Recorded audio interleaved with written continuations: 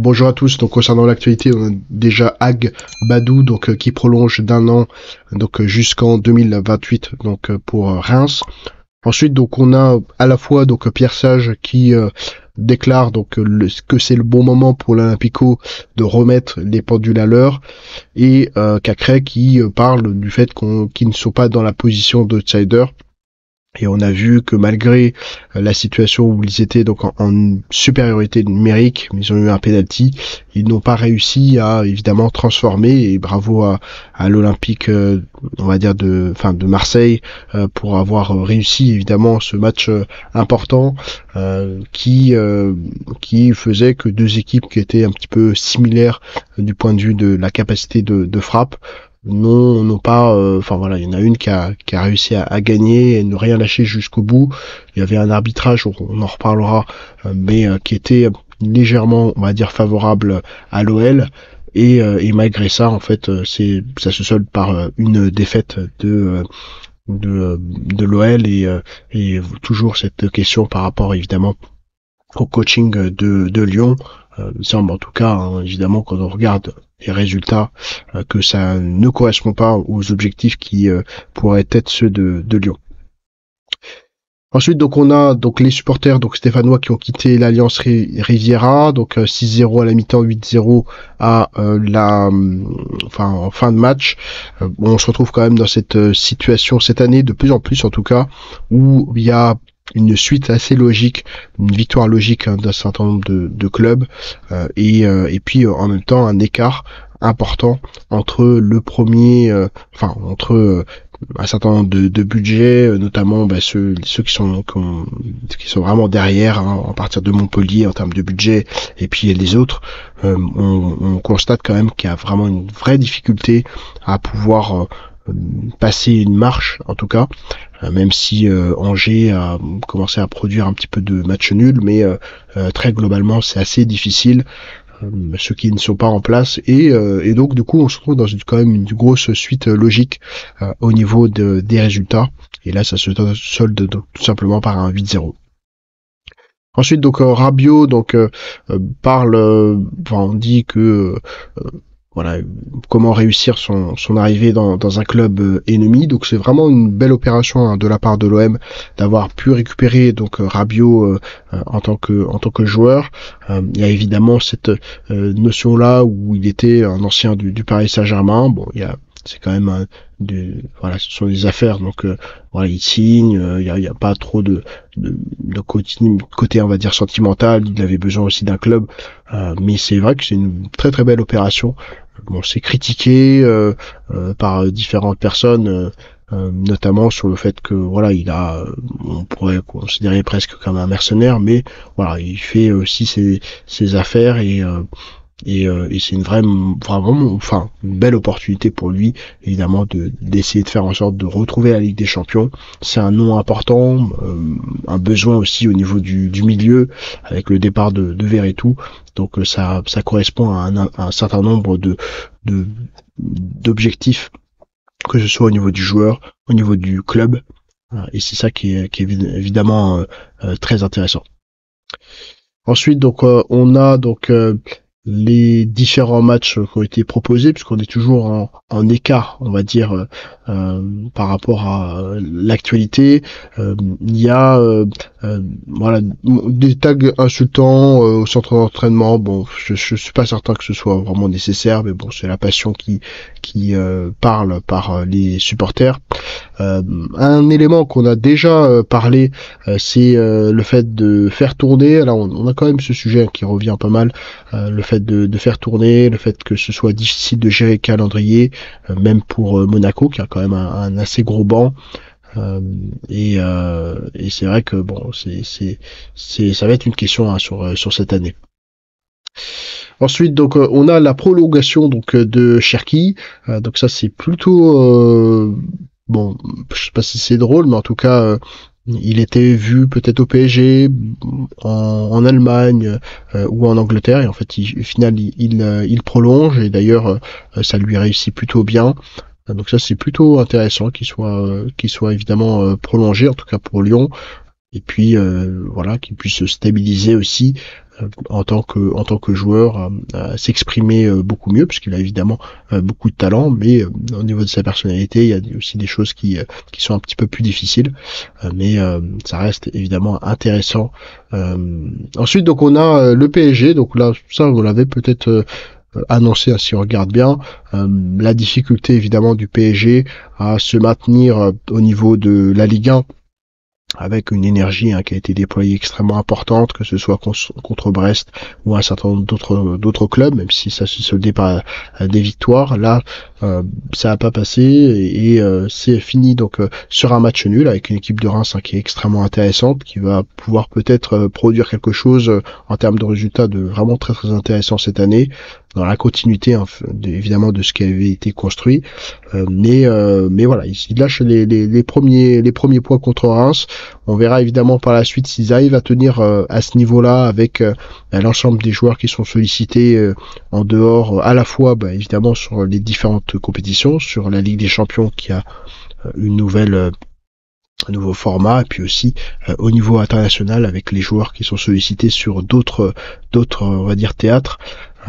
Mais voilà, là on est quand même on commence à rentrer dans le dur, à un niveau, évidemment les équipes commencent à être optimales au niveau de leur performance. Donc il dit qu'il y a quand même un sentiment positif, mais ça peut être quand même voilà, un questionnement. Ensuite, donc on a Barcola, donc bon, ça c'est plutôt normal qu'il y ait des coups de mou, que ce soit pour Mbappé, pour Barcola. Faut vraiment voilà, rester un petit peu voilà, lucide sur cette partie-là, et qu'il y a des moments un peu plus difficiles pour chacun des joueurs. Ensuite, donc on a donc le fait que Roy, donc ça on le voit pas mal, on verra par la suite aussi, mais il perd les nerfs et se fait expulser. Ça c'est des choses qui devraient en fait oui pas arriver, parce que voilà, c'est pas très sérieux en fait, de se retrouver dans cette situation là. Et d'ailleurs après ça, à la fois ça, par rapport à l'arbitrage, faudra regarder évidemment cette vidéo sur l'arbitrage, mais voilà, à la fois au niveau de l'image du football de manière globale, mais plus précisément sur voilà l'arbitrage, voilà le respect de l'arbitre, on va dire des institutions, qui vont permettre évidemment de faire en sorte que ce soit des matchs où voilà, on accepte aussi la réalité, et on se fait pas exclure, parce que c'est quand même très particulier que ce soit les entraîneurs qui se fassent exclure, et quand on voit Benatia qui voilà, fait son coup de sang à la pause, à la fin du match aussi, voilà, récrimine, on va dire, les arbitres. Voilà, il se prend plusieurs matchs de suspension. C'est des choses qui sont pas vraiment normales, même s'il y a eu quand même sur le match de l'OL et l'OM des différents questionnements sur un arbitrage qui quand même était perfectible, on va dire. Voilà, cette critique-là sur l'arbitrage, malgré la victoire, mais peu importe, c'est quelque chose qui nuit en fait à l'image du foot, et c'est des choses à vraiment mieux, entre guillemets, réguler. Et c'est vrai que le corps arbitral essaye de faire en sorte, évidemment, de faire respecter ces règles, mais que ce soit Eric Roy et Benatia, regardez cette image, c'est pas vraiment, c'est pas normal, voilà, on est professionnel, et donc il faut le rester quoi. Ensuite, donc là, on verra par rapport à la vidéo sur le pronostic que je vais sortir, mais parler de titre, non, je pense que c'est quelque chose qui peut être plausible cette année, avec un Marseille qui s'occupe que de la Ligue 1. Il va falloir évidemment être au maximum, mais c'est vrai que c'est peut-être plausible. On a vu voilà, vraiment des tensions très très fortes. On peut comprendre d'un point de vue émotionnel qui a eu, on va dire, différentes tensions sur les différents matchs qu'on a pu regarder, que ce soit Lens, etc.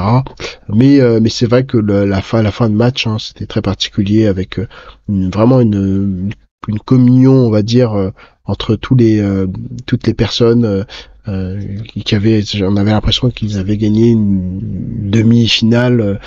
Et ça, c'est vrai que c'est très beau de voir cette situation-là de communion entre les joueurs sur des matchs qui sont évidemment importants, mais qui ne jouent pas pour le moment, en tout cas, la fin de la saison. Ensuite, donc il y a différents désaccords. On sait que Vincent Labrune a fait un accord avec CVC. Il doit 1,5 million d'euros chaque année. Donc il y a quelques désaccords. Donc espérons que l'accord qui a été effectué, qui a permis notamment de débloquer 1,5 milliard d'euros pour la Ligue 1 puisse évidemment tenir par rapport à ce fonds d'investissement avec lequel ils ont travaillé. Ensuite, donc là, on parle du sujet important, les cadences infernales, le calendrier. On sait que les joueurs sont extrêmement sollicités. On parle de burn-out, de surmenage, de blessures. Ça va être vraiment un des sujets qui va peut-être être réglé par la demande, notamment entre la coupe des clubs, entre la Ligue des clubs, des nations, etc. On ne sait plus vraiment. Ce sera probablement l'audience qui va peut-être ne pas être forcément au rendez-vous sur un certain nombre de compétition et qui va naturellement faire baisser en fait la demande de football, à moins qu'on souhaite continuer encore et en créer de nouvelles, mais très globalement, en tout cas au niveau des corps, c'est très compliqué évidemment à gérer. Ensuite, donc la Ligue considère qu'elle va faire un certain nombre de baisse de dépenses, notamment sur la masse salariale. Donc ça, c'est plutôt une bonne chose. On sait que la Ligue a été assez critiquée sur ses frais de fonctionnement qui ont considérablement augmenté, à juste titre, probablement. Mais là, il est nécessaire en tout cas qu'ils fassent des efforts pour un petit peu faire en sorte que les clubs soient dans une meilleure, peut-être pas dans une meilleure situation, mais en tout cas, ça va peut-être alléger les finances des clubs.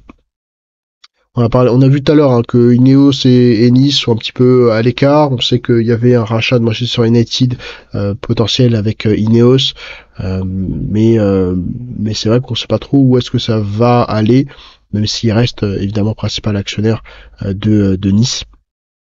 Voilà, Roy a été suspendu donc 3 matchs. Le carton rouge de Balerdi donc maintenu, on en a parlé un petit peu tout à l'heure.